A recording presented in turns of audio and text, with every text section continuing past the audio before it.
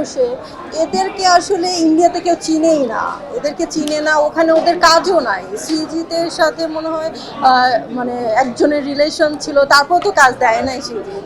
So সেইখানে Bangladeshi director আর প্রডিউসাররা কেন ওখানকার কেউ চিনে না, মডেলিংও মনে হয় ঠিক মতো করে না। সো তাদেরকে নিয়ে কেন কাজ করে এটা তো আসলে কিছু বলার নাই আসলে, কারণ এইরকম তো মানে ফ্লপই তো হচ্ছে, এমন না যে নায়িকা অনেক অ্যাট্রাকটিভ আসতেছে বা এই সেই ভালো কেউ কেউ তো পাচ্ছে না। সো বাংলাদেশ থেকে নিলে ওদের প্রবলেমটা কি?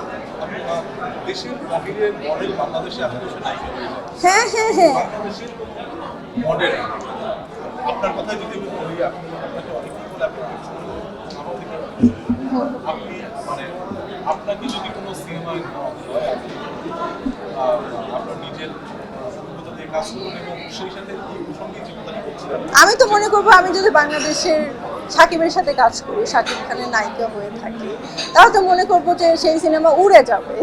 কারণ এই যে বাংলাদেশে দেখেন প্রিন্স সিনেমা আপনার ফ্লপই তো হলো, সেই ইন্ডিয়া থেকে নিয়ে লাভ কি হলো? ইন্ডিয়া থেকে কোনো একটা নর্মাল মডেল, এদের শাড়ি টাড়িও তো ঠিক মতো ভালো করে সুন্দর না, ওদের ড্রেস আপই তো ঠিক না, ওরা তো নিজেই জানে না কিভাবে নায়িকাদের মতো বিহেভ করতে হবে। সো এইরকম মডেল টডেল যদি ইন্ডিয়া থেকে নিয়ে আসে ধরে ধরে এক একজনকে, তাহলে তো বাংলাদেশ ইন্ডাস্ট্রি আসলে এইরকম এই ফ্লপের উপরে ফ্লপ হতে থাকবে আসলে।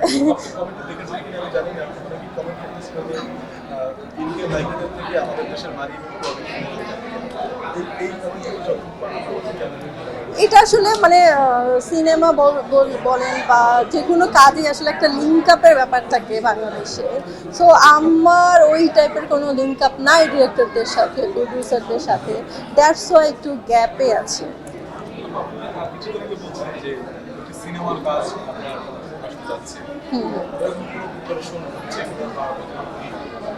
এটা আর কিছুদিন পর আবার শুটিং হবে, আর হচ্ছে আমি নাটকও করছি ঈদের জন্য। সো আমার নাটকও দেখতে পাবো। ডান্সের ভিডিওগুলো ট্রেন্ডিং এ থাকে, অনেক প্রশংসা পায়। যদি সিনেমাতে ডান্স করার কি বলে যে প্রপোজাল আপনার কাছে আসে, আচ্ছা বাংলাদেশে দেখেন ডিরেক্টররা কি করছে, বাইরের দেশ থেকে নিয়ে আসছে আইটেম সং করার জন্য বলেন বা যে কোনো ভালো ভালো ড্যান্স কাভারের জন্য। সো এটা আপনারা কি বলবেন? আমাদের বাংলাদেশে কি সুন্দর সুন্দর কোনো মেয়ে নাই? কেউ কি নাচতে পারবে না? সো এটা কেন নিয়ে আসে? আর ওরা মনে করেছিল টক্সিকের মতো করবে, মানে উড়ে যাবে বা এই যে, আসলে তো কিছুই হয় নাই। খুবই বাজে লাগছে দেখতে। সিয়ামের সাথে যেই একটা একজন আইটেম সং করেছে, সব মিলিয়ে বলবো যে ওদের মানে যেই রকম মেন্টালিটি প্রিপারেশন ছিল ওইরকম আসলে হয় নাই। তো এরকম যদি হয় তাহলে বাংলাদেশের সিনেমা আসলে ধ্বংসের পথে চলে যাবে। এরকম যদি বাইরে থেকে যারা চিনে না মডেলগুলা ওদেরকে ধরে ধরে বাংলাদেশের নায়িকা বানাই দিচ্ছে, এগুলো আসলে বিচার হওয়া উচিত।